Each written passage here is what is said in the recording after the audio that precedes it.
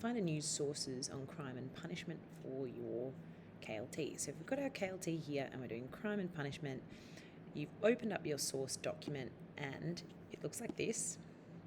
Scrolled all the way down to crime and punishment, and our crime and punishment, the first source for crime and punishment is pretty huge. So the first one for the medieval section for crime and punishment, holy dooly, it's large.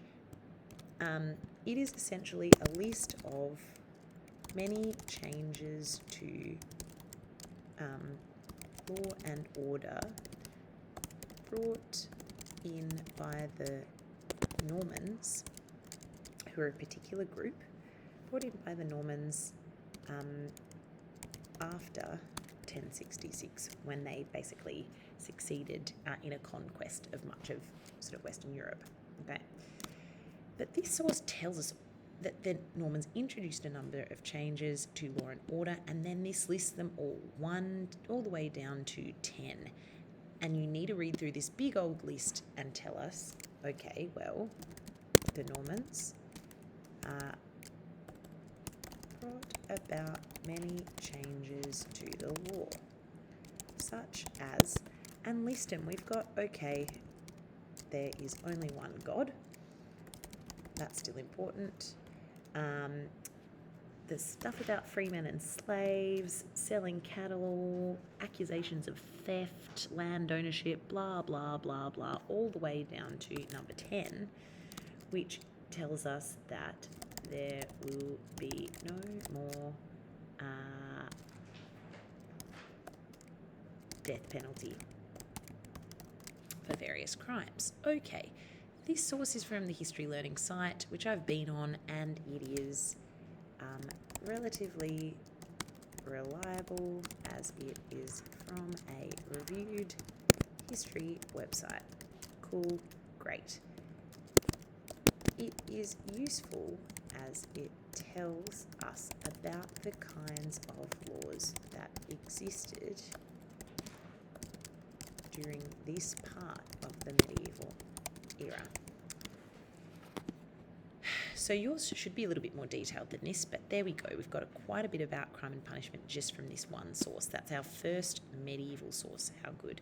If we scroll all the way down, though, there's another source here that we could use to say, does it corroborate things?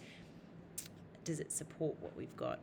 So throughout the medieval period, it was believed the only way to keep order is make sure people were scared of punishments. Okay. Crimes had harsh punishments. Yes. Now, if we take this source and we say, all right, we're going to use this National Archives source here,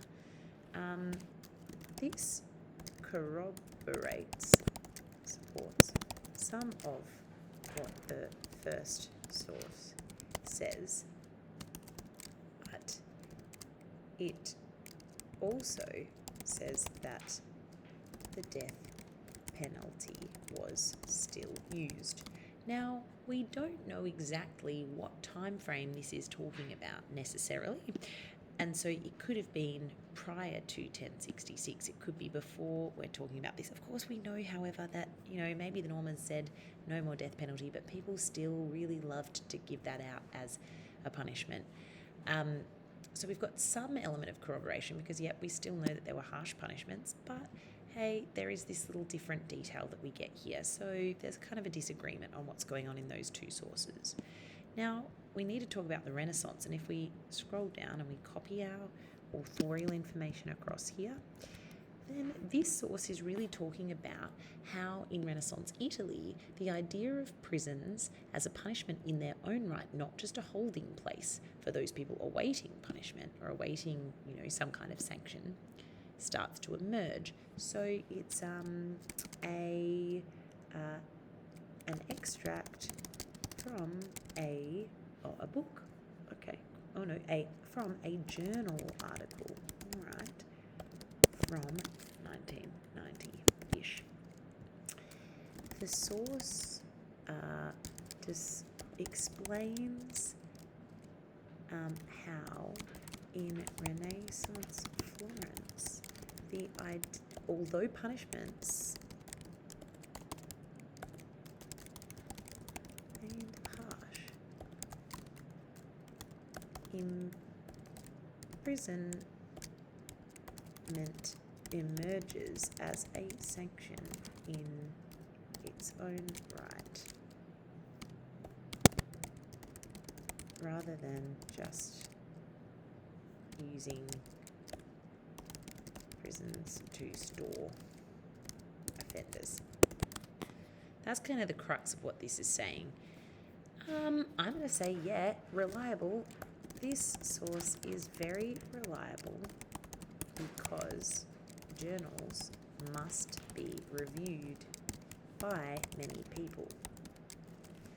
It is also useful as it tells us something about how punishments began to change in the Italian Renaissance.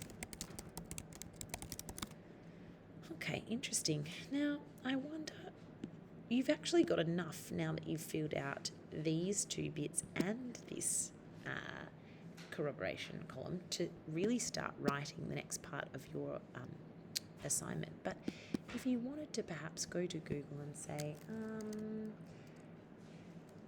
prisons in Renaissance Florence, I wonder what we can find. We already know Emmy Wolfgang wrote this article, so we want something else. But if we go to crime and punishment in Renaissance Florence, I reckon that, oh my gosh, it all seems to be written by the same guy. How interesting. Life in a Renaissance jail, just enjoy the sound of the vacuum cleaner in the background there. I reckon we can probably... Oh, right, we've got some images here. And so I'm going to actually pop this in here, and you can see that this is going to give us a little bit more information about, just a tiny bit about what jails looked like. And you can tell me whether that confirms or contradicts the information in here. And once you've got that all filled out, you are ready to start diving into your explanation of change and continuity, looking at these two periods in time.